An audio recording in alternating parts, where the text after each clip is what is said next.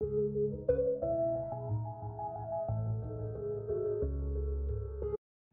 Sobat Galeri, perkenalkan nama saya Muhammad Hasbi. Kali ini kita mempelajari kategori saham menurut Peter Lynch. Ayo aja kita langsung lihat kategorinya.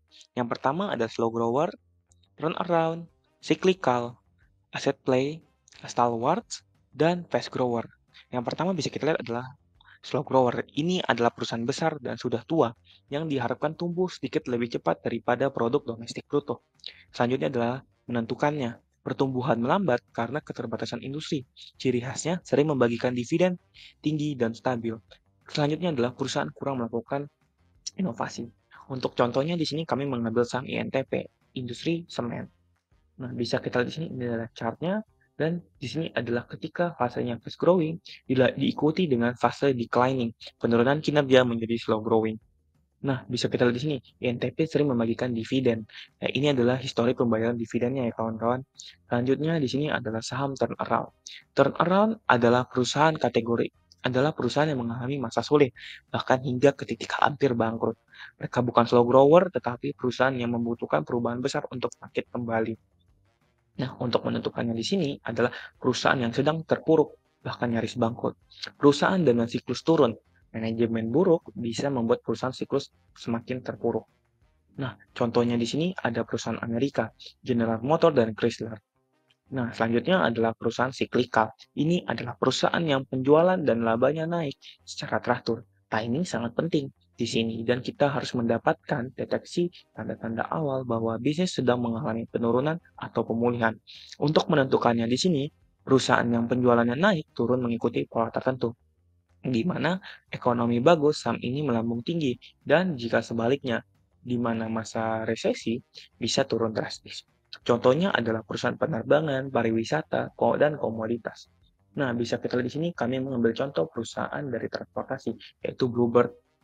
Nah, bisa kita lihat di sini terjadinya wabah COVID, perusahaan downtrend dan dan PPKM sudah tidak seketat COVID dulu, perusahaan menjadi uptrend. Nah, dan selanjutnya ada aset play. Ini adalah perusahaan yang memiliki nilai aset yang diabaikan oleh market. Dalam kategori ini, keuntungan dapat diperoleh dengan memanfaatkan informasi yang belum dikenal secara luas.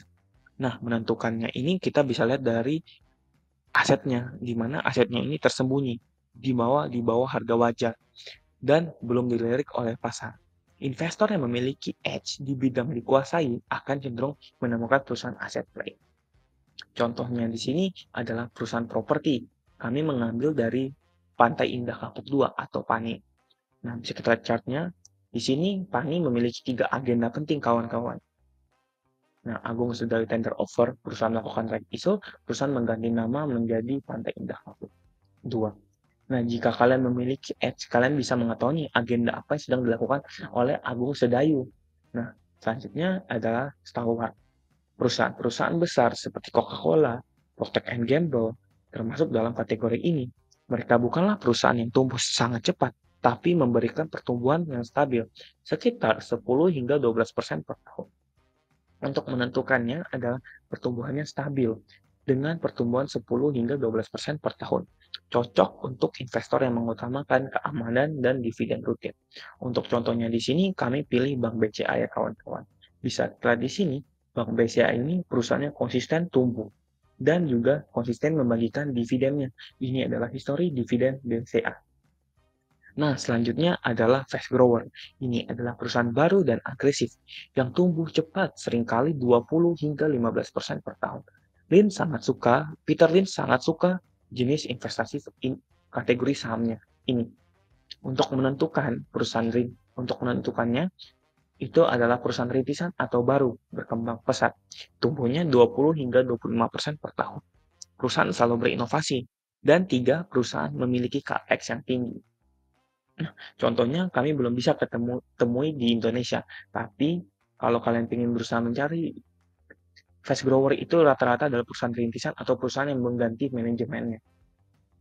Nah, jadi apa kegunaan kategori saham ini? Kategori saham ini bisa kita gunakan untuk menentukan saham yang akan kita beli. Dan selanjutnya adalah untuk melakukan riset, mengetahui mengetahui karakteristiknya dan memudahkan kita memahami perusahaan.